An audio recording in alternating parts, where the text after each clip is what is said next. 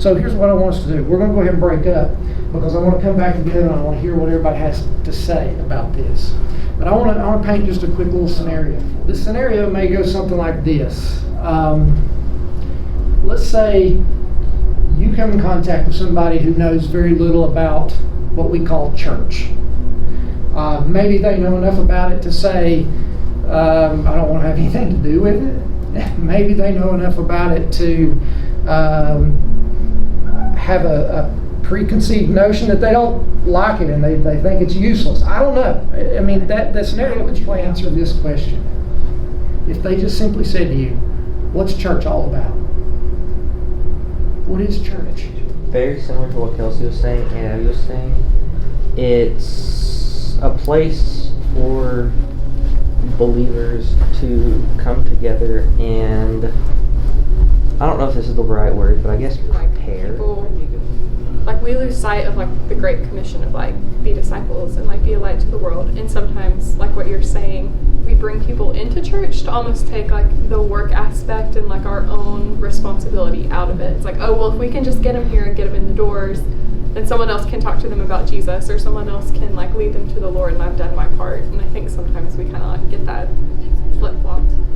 We take like the relationship aspect out of it normally. Like we're just like, hey, come to church, and we don't put it. Yeah, it seems very in-person. Yeah, something that came into my mind, which kind of playing devil's advocate in the sense of like, if someone was asking you, you know, kind of following up on like, okay, so like what is church? We kind of have, you know, different things like fellowship and like a place where you learn about God and like become a disciple and stuff like that.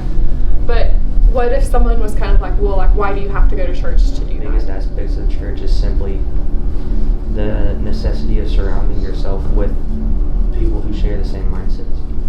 It also helps to like get everyone in the same track and like path in their mind, and it also helps for us to be around more mature believers. Like, Is it possible to come in every single time for God and not out of obligation? I mean, I think it's possible, but I do feel like Okay. it's unlikely.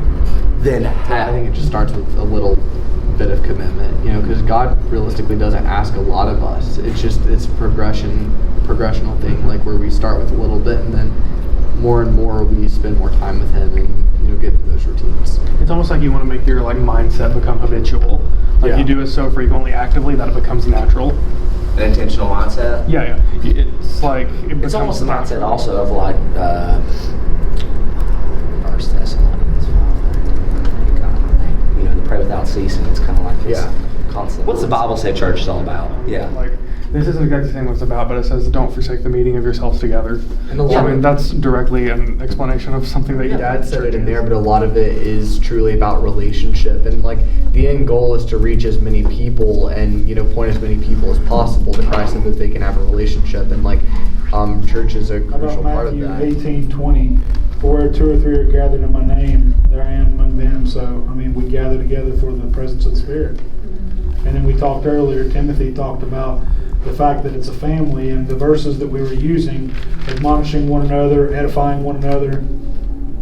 So, so encouragement, relationship. I think another word to use, which is the same thing, but just put a different way, would be like training.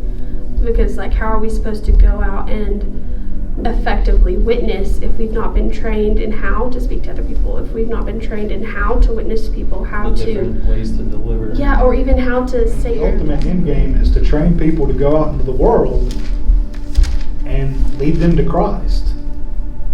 It's not about going out and plucking members from other church and making our numbers increase. It's about adding people to the body. Does that make y'all feel good, being around people that are like-minded? You can just be yourself.